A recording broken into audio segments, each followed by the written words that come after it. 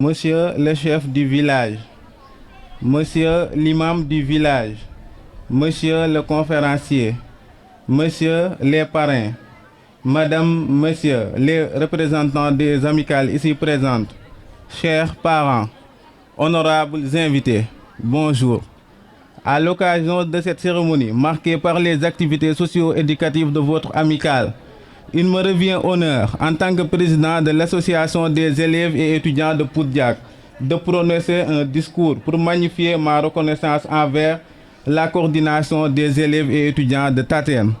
C'est pour moi un grand plaisir et un honneur d'être parmi vous aujourd'hui pour soutenir nos jumeaux et jumelles qui nous sont chers, à savoir l'amicale de Taten Serer. Comme toujours, la cérémonie qui nous réunit aujourd'hui est un rendez-vous du donner et du recevoir et s'inscrit sous le sceau du respect de l'orthodoxie en matière d'organisation et de rencontre. Mesdames, Messieurs, je voudrais également assurer notre disponibilité et notre collaboration en tant que président dans le domaine de la protection et de la sauvegarde de nos liens amicaux. Et c'est sur ces mots d'engagement que je voudrais cerner le thème de cette journée, à savoir la violence dans l'école sénégalaise, causes et solutions.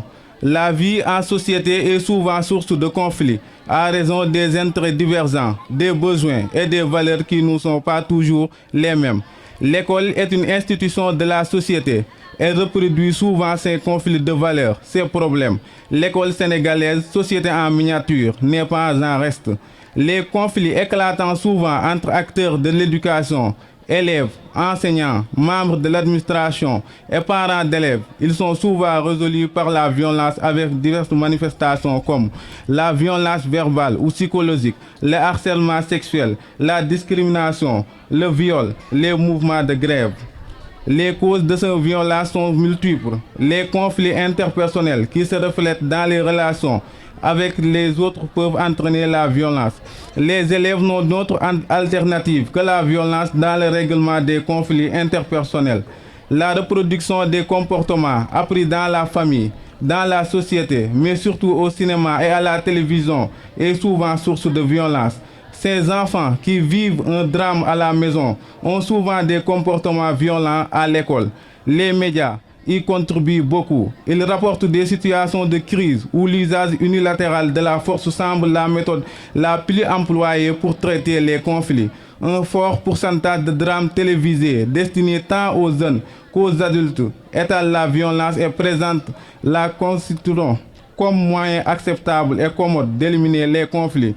Le surpeuplement des écoles avec des classes pléthoriques, la surcharge du travail sont autant des motifs d'énervement de maîtres qui ont toujours les nerfs tendus et n'hésitent pas à utiliser le bâton. La démission des parents dans l'éducation des enfants, aggravée par le chômage, la pauvreté, qui les rendent incapables d'acheter les fournitures et payer certaines taxes, favorise les comportements violents à l'école et la délinquance.